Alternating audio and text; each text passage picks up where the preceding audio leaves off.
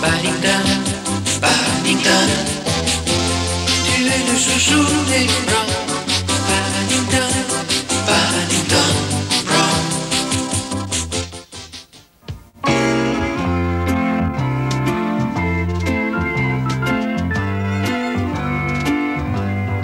Un beau matin, Paddington, qui prenait son petit déjeuner au lit, trouva un article très intéressant dans un magazine.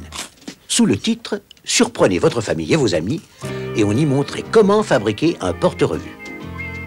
Il vous suffirait pour cela d'une plaque de contreplaqué, d'un marteau, d'une scie et de quelques clous. Rien de bien compliqué, en somme.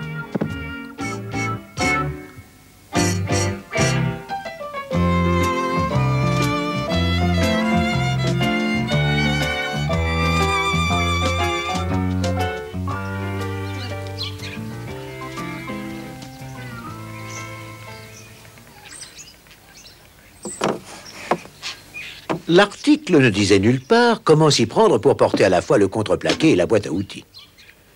La collision qui se produisit avec M. Curie, le voisin des Brown, était inévitable. Hé, l'ours, qu'est-ce que tu fabriques encore? Je bricole, M. Curie, je bricole. Un ours qui bricole, on aura tout vu. Je ne voulais pas vous faire de mal. J'ai lu un article sur le bricolage, et alors j'ai pensé que... Regardez, je vais faire ce porte-revue. Un porte-revue, c'est tout à fait ce qu'il me faut. Je dois sortir, mais tu peux travailler sur ma table de cuisine. Ne fais pas trop de désordre, surtout. J'ai horreur de ça. Si tu as fini à mon retour, j'oublierai peut-être de signaler que tu viens de m'aplatir le nez. D'accord, Monsieur Curie, vous êtes bien aimable.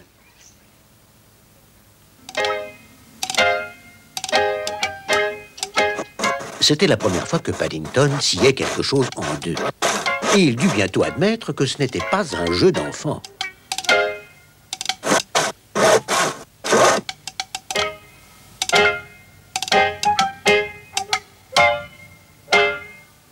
En fait, cela devenait même de plus en plus difficile. Et il comprit pourquoi en s'asseyant sur la table pour reprendre son souffle. Monsieur Curie avait désormais deux petites tables à 2 pieds chacune au lieu d'une grande à 4 pieds. C'était presque sans espoir. Même dans la pénombre et avec de la confiture d'orange pour faire tenir les joints, la table restait pour le moins bancale.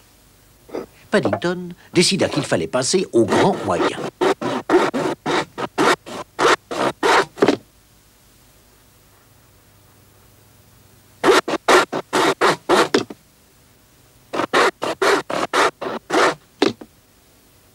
Mais il reçut un autre choc lorsqu'il se releva pour admirer son œuvre.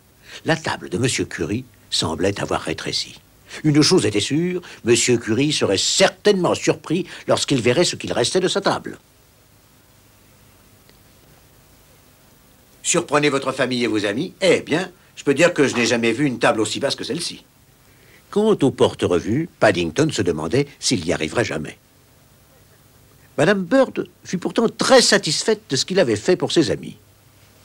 Et quelle bonne idée d'en faire 2, Paddington. Oui, en effet. Malheureusement, ils ne sont pas tous les deux pour vous. Il y en a un pour Monsieur Curie, mais je ne vais pas le lui donner tout de suite. Je le laisserai sur le pas de sa porte, quand il fera nuit. Quand il fera nuit, pourquoi pas maintenant? Je crois savoir pourquoi. Regarde dehors.